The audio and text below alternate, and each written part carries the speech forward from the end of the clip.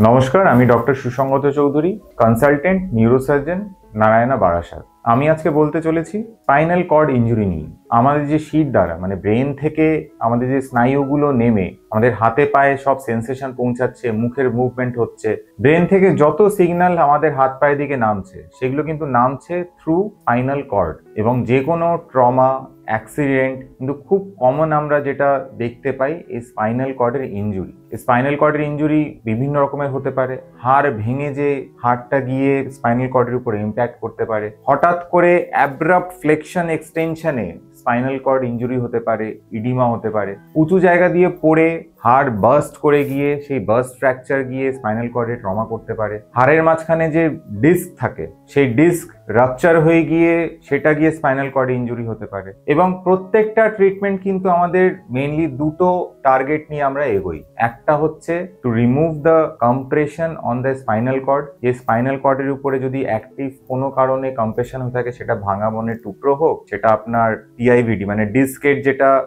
Remnant আছে সেটা গিয়ে যদি কম্প্রেস করা হোক, যেটাই আপনার কম্প্রেশন দিচ্ছে সেই জিনিসটাকে সরানো এবং যে ইনজিওর্ড পার্ট আছে সেটাকে ইমোবিলাইজ করা। আমরা ইমোবিলাইজ কি করে করি? সেটা আমরা করি টাইটেনিয়ামের ইমপ্ল্যান্ট ইউজ করে। সেটা আমরা সার্ভাইকাল স্পাইনে অ্যান্টেরিয়ার ফিক্সেশন অনেক সময় করি, পস্টেরিয়ার করি, যখন যেরকম প্রয়োজন আমরা ইমোবিলাইজ করি to help the spinal cord to heal in that region. এবং পরবর্তীকালে পেশেন্টকে ফিজিওথেরাপি, মুভমেন্ট, পশ্চার চেঞ্জ এগুলো দিয়ে হেল্প করা আবার নর্মাল স্বাভাবিক জীবনে ফেরত যাওয়ার জন্য। স্পাইনাল কর্ড ইনজুরি একটা খুবই স্টিগমা। আঘাত লাগার পর হাত পা চলতে পারে না মানে সে সারা জীবন অবিকল হয়ে যাবে, সেটা কিন্তু একদমই ভুল ধারণা। স্পাইনাল কর্ড ইনজুরি ম্যাক্সিমাম পেশেন্টদের কিন্তু ভালো হয়ে যাওয়ার সম্ভাবনাই বেশি। 100% না হলেও অ্যাটলিস্ট সে নিজের কাজটুকু যাতে করতে পারে, নিজের দৈনন্দিন কাজ যাতে ফিরতে পারে, এটা কিন্তু ম্যাক্সিমাম পেশেন্টেরই হয়ে থাকে। কিন্তু এর জন্য কিন্তু প্রয়োজন গোল্ডেন আওয়ার। গোল্ডেন আওয়ার মানে হচ্ছে আমাদের ম্যাক্সিমাম 6 to 8 আওয়ার্স এর মধ্যে কিন্তু পেশেন্টকে হসপিটালে নিয়ে আসা